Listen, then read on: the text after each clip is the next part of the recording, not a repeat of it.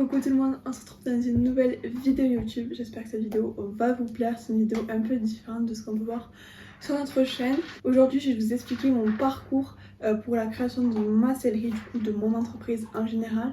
Je vous ai déjà fait quelques TikTok là-dessus, mais là du coup je vais vous faire une longue vidéo YouTube pour tout vous expliquer d'un seul trait et que ce soit clair pour vous. Si vous avez des questions, n'hésitez pas à les poser en commentaire, j'y répondrai avec plaisir. Alors pour commencer, du coup j'ai créé mon entreprise en 2022, mais sachez quand même que j'ai commencé à faire toutes les démarches dès, on va dire à peu près novembre 2021, dans mon parcours tout simplement. Du coup j'ai fait un bac général classique, ensuite j'ai voulu faire un BTS en alternance, mais au final ça s'est mal passé à l'entreprise, etc. Donc également pour des raisons personnelles, je n'ai pas voulu continuer mon BTS en alternance.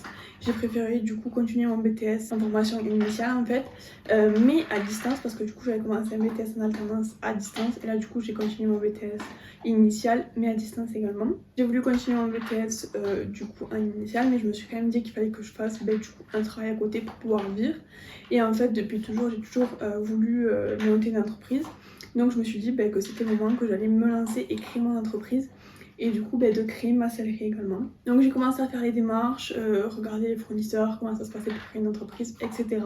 Normalement il faut faire une étude de marché. Moi je l'ai pas faite, mais normalement il faut en faire une. Du coup j'ai quand même fait un business plan. Donc un business plan, qu'est-ce que c'est en fait?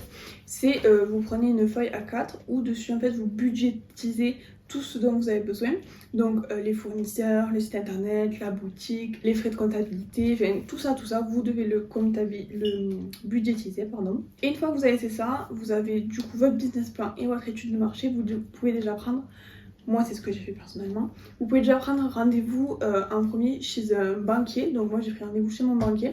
Je lui ai amené du coup mon projet, je lui ai dit voilà je veux créer ma sellerie. Donc en gros je lui ai amené mon business plan et je lui ai dit voilà je veux faire ce projet, est-ce que vous voulez bien me suivre?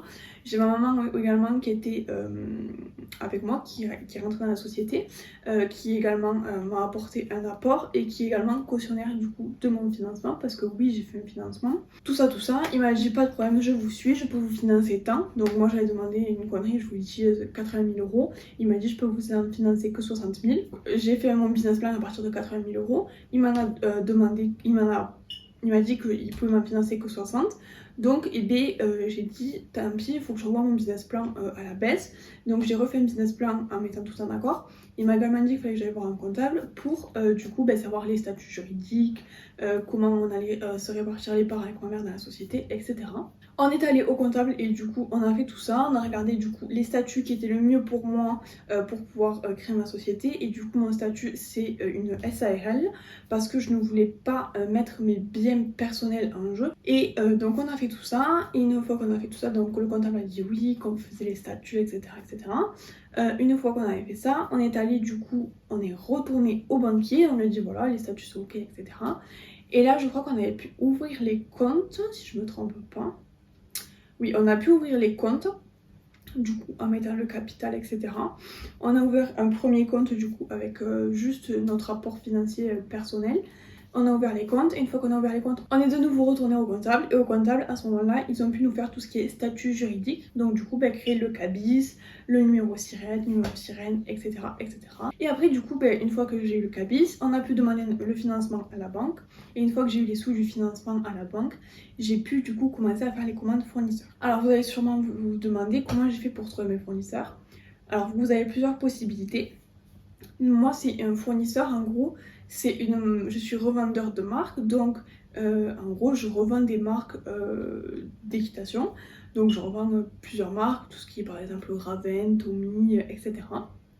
Donc pour pouvoir avoir ces marques, tout simplement je les ai contactées. J'ai contacté la marque Raven, j'ai cherché Raven sur Google, j'ai trouvé un mail et j'ai envoyé un mail, j'ai dit voilà je vais créer mon entreprise, je vais créer ma sellerie, comment on fait pour travailler avec vous, je souhaiterais travailler avec vous, quelles sont vos conditions, quels sont vos minimums de commandes, vos franco de port, vos délais de livraison, est-ce que c'est par collection, est-ce que c'est permanent, etc.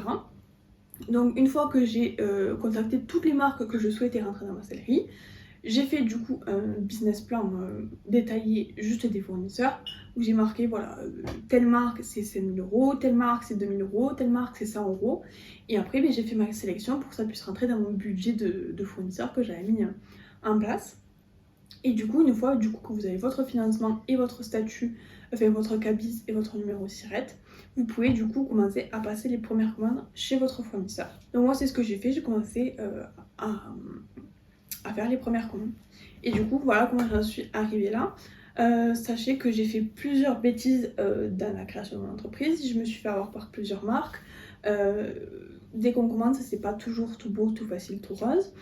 Il faut savoir aussi que dans l'entrepreneuriat, vous avez aussi beaucoup de difficultés, notamment les horaires que vous ne comptez pas, que vous travaillez 7 jours sur 7, 24 heures sur 24, non-stop, que vous avez tout le temps votre cerveau qui travaille sur est-ce que je vais faire le chiffre, est-ce que tel fournisseur va me planter, est-ce que vous avez toujours des milliards de questions. Et après vous avez aussi beaucoup de pression, du coup ces questions sont reliées à la pression, etc. Vous pouvez aussi ne pas avoir de salaire pendant quelques temps, le temps que votre entreprise se fasse connaître, etc. Vous pouvez avoir du coup pendant quelques temps pas de salaire, du coup pas de revenus qui rentrent pour pouvoir vivre. Voilà, vous avez plein de petits points négatifs et vous avez aussi beaucoup de points positifs. Moi je sais que j'ai commencé l'entrepreneuriat et que j'ai voulu me lancer avec ma sellerie.